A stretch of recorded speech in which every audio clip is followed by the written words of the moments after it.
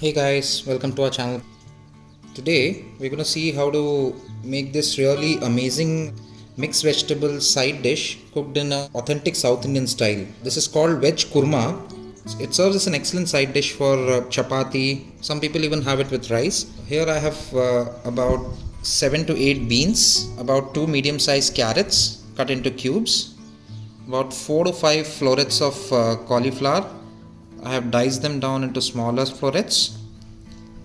I had bell peppers in my home of different colors, so I chose to put them. You can even skip them.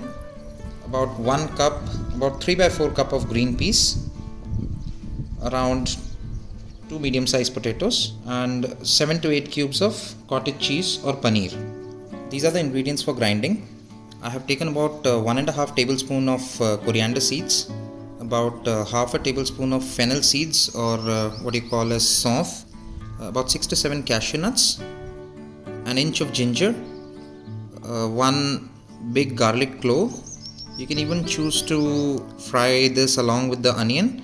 I choose to grind them. 2 green chilies, a handful of coriander leaves, and about 1/3 cup of freshly grated coconut. This is 1 large chopped onion and 2 medium-sized chopped tomatoes. I have sliced about 1 clove of garlic for sauteing. You can choose to skip it for people who don't like garlic. Let's start making the kurma. I have taken about 1.5 teaspoons of ghee in a pan. You can use any other vegetable oil. I prefer using ghee. Adding the spices. I've added 1 dalchini, a couple of cloves, and 1 cardamom. I don't have bay leaf. You can use bay leaf also.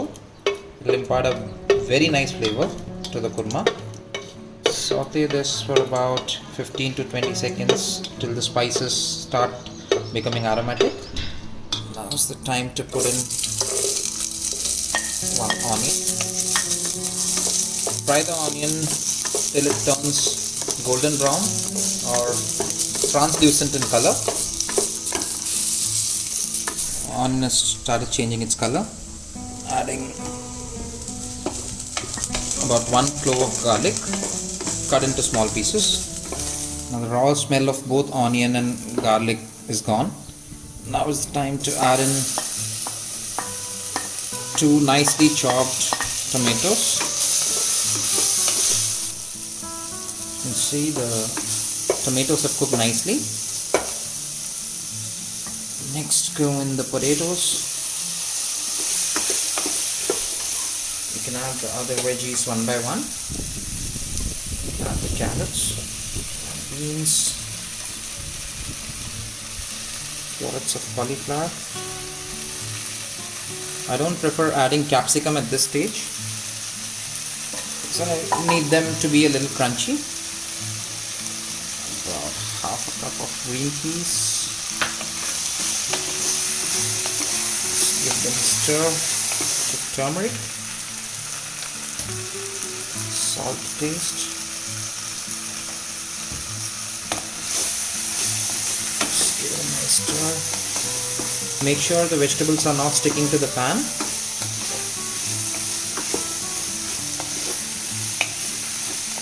As you give them a nice mix, you can add about 1 to 1.5 cups of water and cover and cook for about 10 to 12 minutes. I've let the vegetables cook for around 12 to 15 minutes. As you can see, almost all the water has evaporated. The vegetables are about 70 to 80% cooked. Now we can add this. See how fine I have blended this? I already told you what this mixture comprises of. Basically coriander seeds, fennel seeds, an inch of ginger, a clove of garlic, a handful of coriander leaves, about half a cup of coconut, and about 6 to 7 cashews. Mix the masala nicely with the vegetables so that the vegetables imbibe all the masala. can stir it for about a minute. Make sure you don't overcook the vegetables in the first stage, because you have to allow this mixture to cook again for about 8 to 10 minutes. So this is the time you add in about 1 more cup of water. Give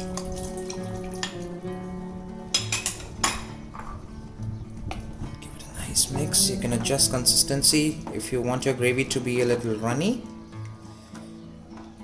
you can add more water. If you want to have it with chapati, I think this consistency should be fine enough. This mixture has been cooking for about 2 to 3 minutes. At this stage, I like to add the bell peppers.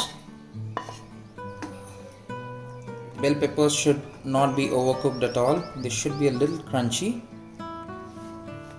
So you allow this to cover and cook for about 7 to 8 minutes. Now see, our kurma has boiled for around 10 minutes. You can see the consistency. Now is the time I like to add in the cottage cheese. Don't add cottage cheese in the beginning because it kind of dissolves in it. Finally, you can garnish it with a bit of coriander leaves. Kurma is ready to serve with chapati or hot steamed rice. Thanks guys for watching our channel, and do tell us how you like this video.